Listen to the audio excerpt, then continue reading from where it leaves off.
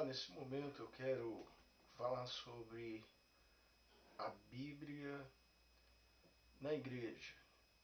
A Bíblia como fonte de vida, de manual de nos guiar, de nos conduzir.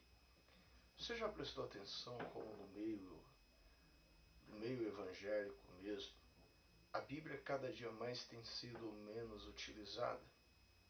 Apesar de termos aí um número enorme de recordes de Bíblias vendidas, mas cada vez mais nós notamos esse número crescente de pessoas que acabam entrando dentro da eclésia da igreja, mas ao mesmo tempo nós notamos o número imenso que não sabem utilizarem a Bíblia ou se alimentarem da própria Bíblia Sagrada. Nós entendemos que a Bíblia ela é um alimento espiritual. E para podermos compreender de fato a importância da Bíblia, é necessário que se levantem obreiros que sejam de fato espirituais. Nós temos aí um monte de obreiros que infelizmente têm negligenciado a, a sua moderação com a Bíblia. Já não utilizam muito mais a Bíblia. A Bíblia em algumas igrejas é utilizada apenas Malaquias 3:10, na hora do dízimos e ofertas. A Bíblia em algumas igrejas é utilizada apenas nos livros do Velho Testamento, em algumas igrejas, como aquelas conquistas de triunfalismo. Esquecem de meditar, de fazer uma reflexão no todo. Porque quando isolamos uma vida, por exemplo, a vida do Abraão, e olhamos para o Abraão como sendo o conquistador, como sendo um exemplo de conquista, nós temos que entender que a vida do Abraão não foi de, de mar de rosas, mas foi um percurso, uma história, e dentro dessa história nós temos momentos de crise, momentos de frustração, temos até momentos de pecado do próprio Abraão, e a Bíblia nos apresenta esses momentos. Então, quando usamos a Bíblia de uma forma irresponsável, de uma forma sem coerência, sem sensibilidade do espírito, nós começamos a usar a Bíblia de uma forma errônea, porque nós utilizamos ela apenas visualizando a visão da nossa eclésia. Por exemplo, tem igrejas que sabem só apenas selecionar alguns textos e dentro desses textos criam um pretexto para acorrentar as pessoas com ideias, com dogmas, com justificações dos seus prazeres. Temos líderes que usam exemplos da Bíblia para poder manipular as pessoas. Isso nós temos vários exemplos hoje. Então nós temos que entender que a Bíblia não é um mercado. A Bíblia não é um manual de manipulação. A Bíblia é a espada de Deus, a espada do Espírito. A Bíblia é a palavra viva, a Bíblia é o pão, a Bíblia é o alimento. Se nós não acordarmos, se os obreiros que manuseiam ela, que têm ela como instrumento de fé, não pregar elas nos seus púlpitos, cada dia mais teremos uma geração de pessoas imaturas, pessoas que têm medo de, de viver a vida. Tem pessoas que têm medo. Esses dias eu estava pregando no culto e nesse culto eu falava muito sobre a vida de Deus na nossa vida, como os mitos que se criaram por aí, mensagens que amedrontam um pouco. E no final eu prestei atenção, depois a irmã foi orar, começou a orar dizendo: Deus, repreenda toda oração contrária.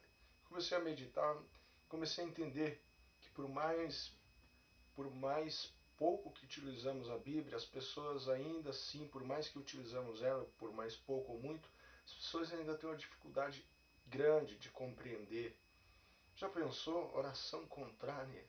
É uma coisa estranha, mas infelizmente não só esse tipo de mentalidade tem dentro das igrejas, mas outras coisas que nos assustam. coisas que não tem nada a ver, que tem muito parecido com o espiritismo, com uma idolatria fajuda escondida dentro da igreja.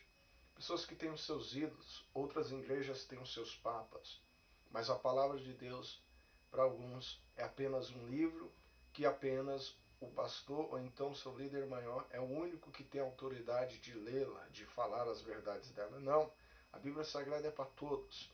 No tempo da grande manipulação no meio do católico, do movimento do catolicismo, nós vemos Lutério olhando e não aceitando essa manipulação. E ele foi utilizar a Bíblia. E o que ele fez? Ele viu que o povo todo, em geral, precisava utilizar-se da Bíblia, que ninguém era especial mais do que o outro, que ninguém era melhor do que o outro, mas a Bíblia é para todos. Então nós temos que acordar. No meio do Evangelho nós temos diversos pregadores. Quando você começa a se familiarizar com a Bíblia, quando você começa a entender os textos da Bíblia, olhando de uma forma coerente, olhando o Novo Testamento de uma forma real, de um sentido, lembrando, lógico, que tem os milagres, tem tudo, tem toda a operação de Deus, mas também na mesma Bíblia tem a apresentação do mundo tereis aflições, que há dificuldades na vida, que não tem como se evitar, que há dramas na vida que fazem parte da vida do justo e do ímpio.